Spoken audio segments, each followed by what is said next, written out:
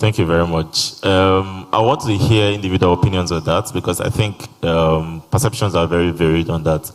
However, you mentioned something about in our individual spaces. I'll give two examples that happened, life examples in my place of work.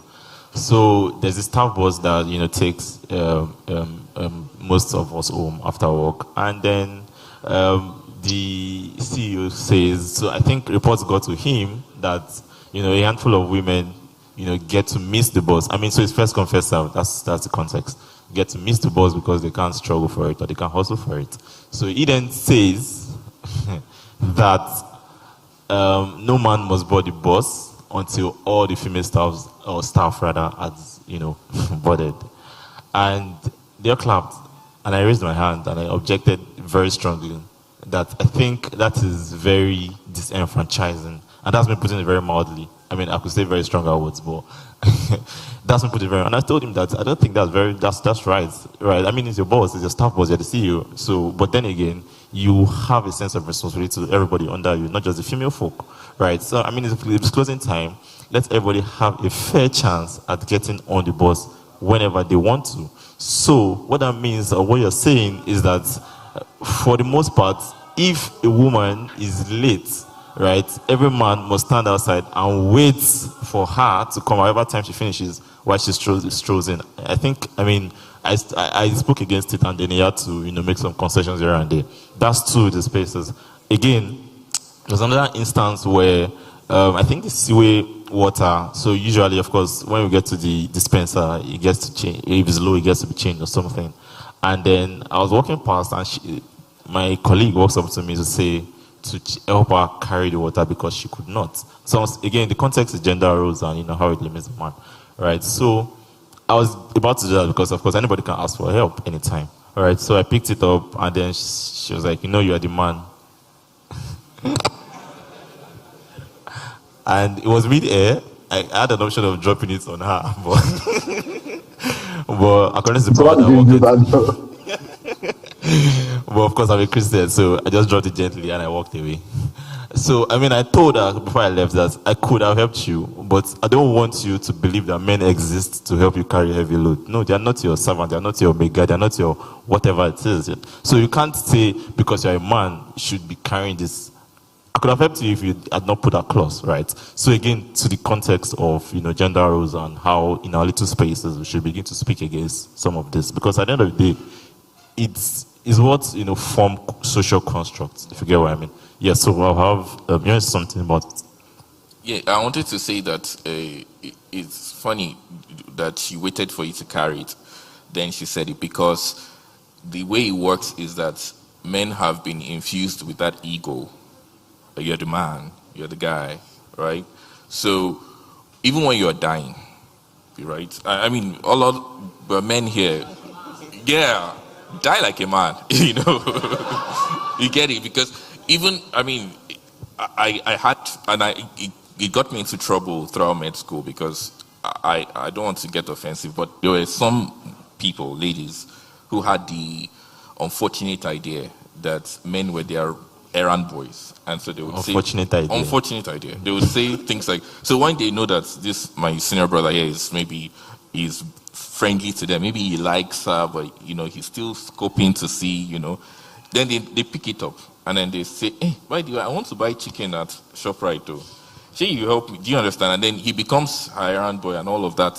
So they know that what will make him go is when he starts going, then they say, you're the man, then his ego swells up and then they make him do what he wouldn't have done ordinarily. So I'm happy that you stopped it there. When you stop it there, just like you're saying, and you said, no, I'm not doing it because I'm the man, I'm doing it because I'm helping you out, especially in the place of work. That's very dangerous at work. Very dangerous at work. Extremely. Yeah. Once you stop it there, then next time they know that you are not susceptible to that egoistic manipulation. You're not. Then they now start to deal with you like a colleague, which is how it should be. Brilliant. All right. All right, thank you. So I would like to just add a few things. First of all, I think that just to mention, this is not a battle between men and women. So I think that we should also somehow we should be accommodating to the other gender, because there are those that are of even the same gender as we, that are men like we are, that also have the wrong perception about this gender, and that's what gender bias is. So number one is we do a lot of education, which is to the odds between men and women. So I think that just to mention, this is not a battle between men and women. So I think that we should also somehow we should be accommodating to the other gender, because there are those that are of even the same gender as we, that are men like we are, that also have the wrong perception about this gender, and that's what gender bias is. So number one is we do a lot of education, which is one of the things we are doing about, it's called toxic masculinity.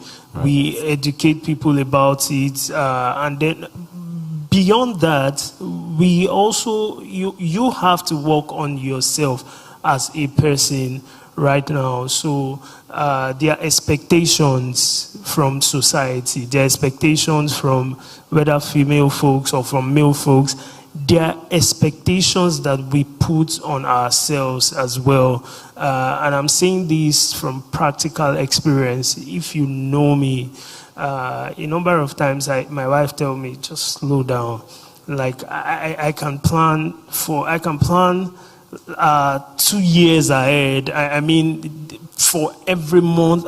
Sometimes I wake up in the night. I want to make sure that all the finances, the children, the wife, I am so, so my wife had been working on me, and she's like, take it easy. Then some time ago, I just came to my senses, and I'm like, see, just chill. And this is what I want to tell you now. Like, you just have to chill. Take it easy. Sometimes spend on yourself. Sometimes, go on a vacation for yourself. Sometimes, we're talking about safe spaces. Let's not even make it, let's not make it too complex.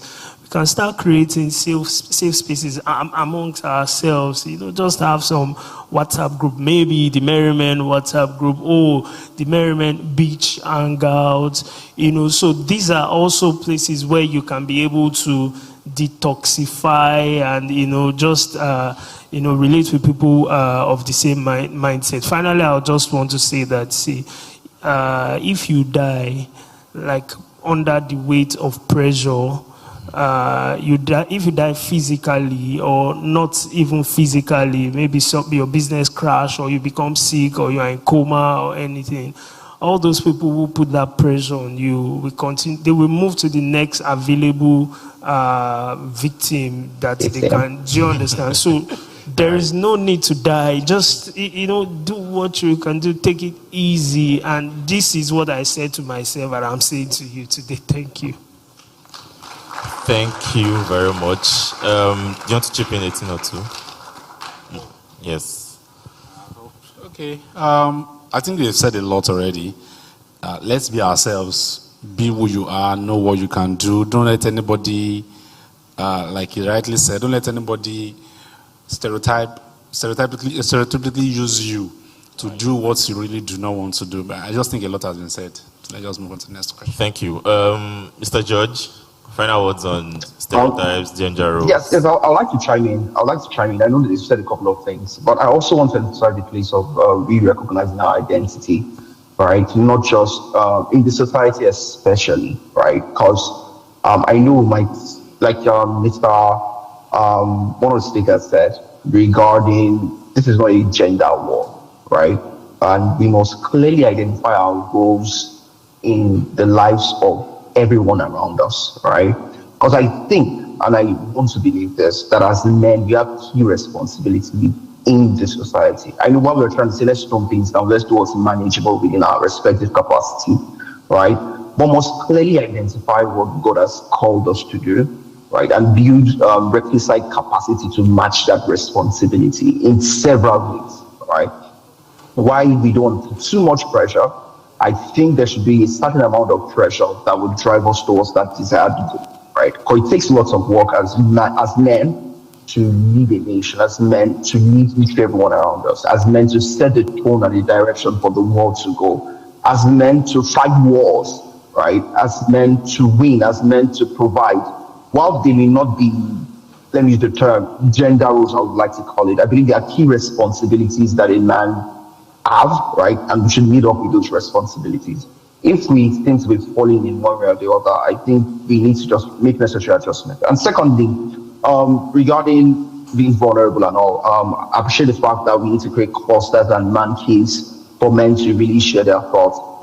I also realize that people grieve differently, right? People grieve differently. I may not be the one to cry, right? Not because I'm not hurt, not because. Guy, why they crying? Oftentimes, it's not necessarily a sign of me saying don't be vulnerable, right? It's also saying you can outgrow this, right? You can win this. You need to toughen up because more challenges are coming. If you realize over time, I've been going through multiple challenges. Some of these things happen again, and it doesn't really also because we've gone through it before, all right? Like I said, people grieve differently. While I respect different ways people grieve, right? I still think we still need to push ourselves to say, let that go, let that slide. She broke your heart, move on, you find someone else. This happened, you lost that job, right? Another one will come, right? Sparing each other, everyone to open up as men, right? So that's my perspective of things. Maybe just to bring some sort of balance, as it were, like all other speakers have done. Beautiful, thank you. I think one pivotal thing that you mentioned earlier was to identify your individual roles in people's lives. Right, there are people that you go 100 for, there are people you go 90 for, there are people you go 80, 20, correct, all the way down. So don't go 100 for someone you should be going 10 for, right?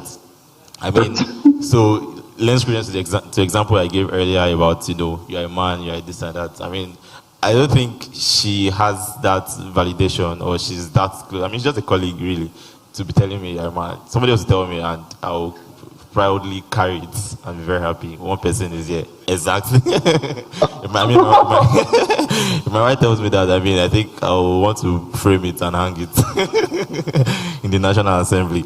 Okay, that said, I think the brilliant contribution so far.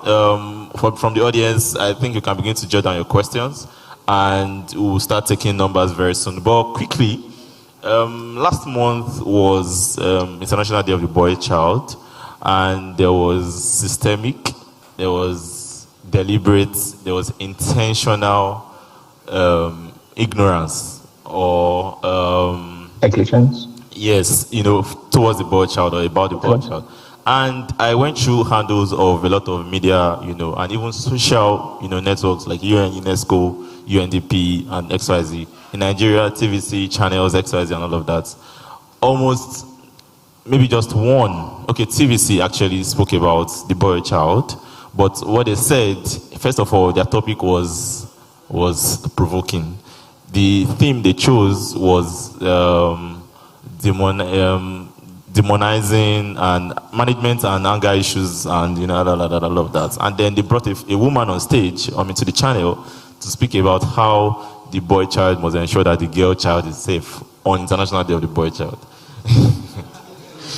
Right, now I did my other research. I saw UNDP had never tweeted anything about the boy child. UNESCO had just done that once. United Nations had done that like twice over a decade or maybe even more. So generally, there seems to be a deliberate, or I call it pandering to the female child.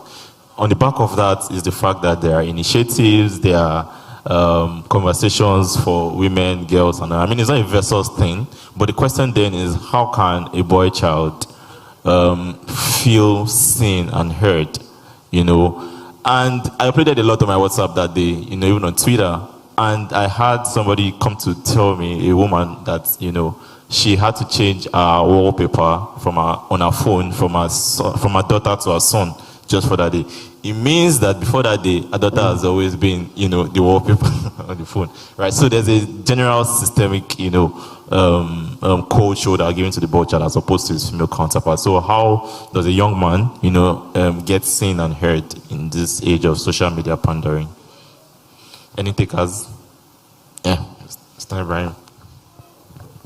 Okay, so I think that I like this question, and it's something that I'm intentionally working on.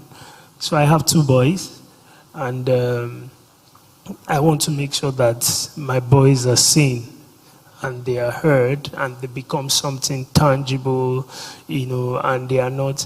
In fact, my older son, when he comes back, there was on 2 occasions, so something happened and he reported the case at home. He came back and he said, some of the pupils in the class were doing this, and I warned them because he's very intelligent. So I warned them and I reported to the teacher. He didn't do anything.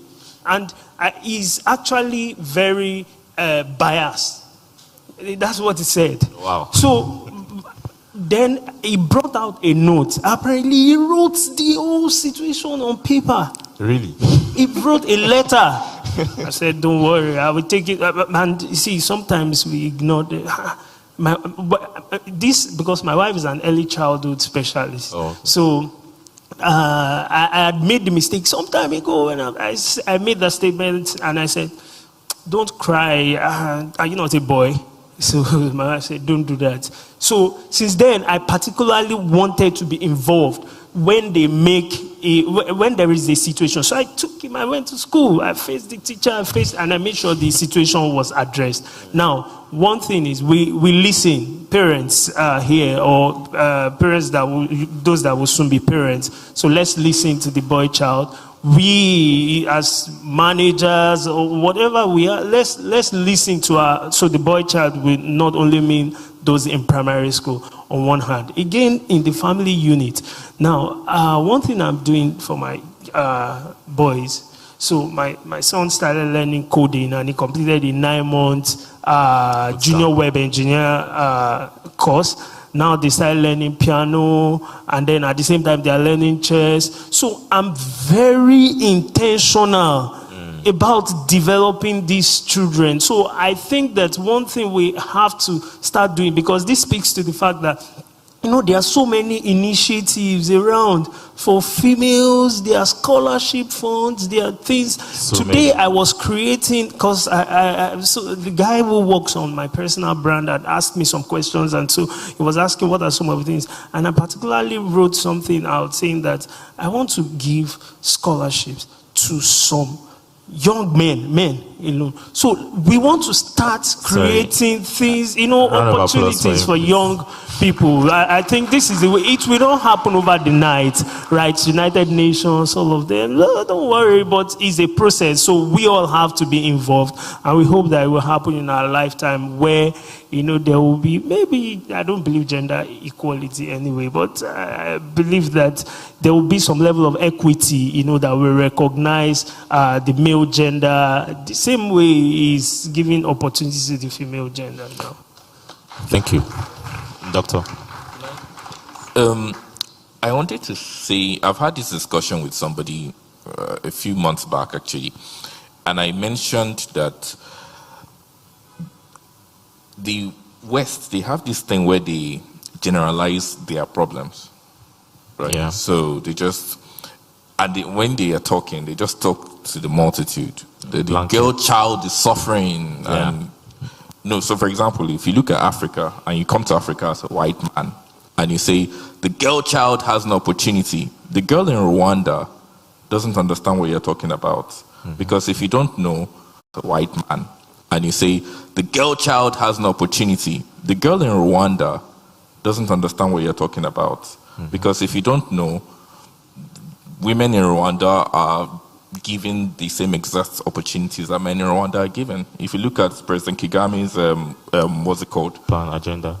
Yes. If you look at his the people that surround him, you see about 50% women representation. Right. You have very powerful women in Rwanda. Very powerful. So that message falls on deaf ears in Rwanda. It's like, what are you talking about? Do you understand? For some reason, they just take something that's happening and then they just generalize it. Okay, women are suffering everywhere, but it's not always true in every context. There are places where it is true, and we have to address those things. If there are women who they are not allowing to get them to study and they are forcing them to get married, like we have even in our own country, we should address that.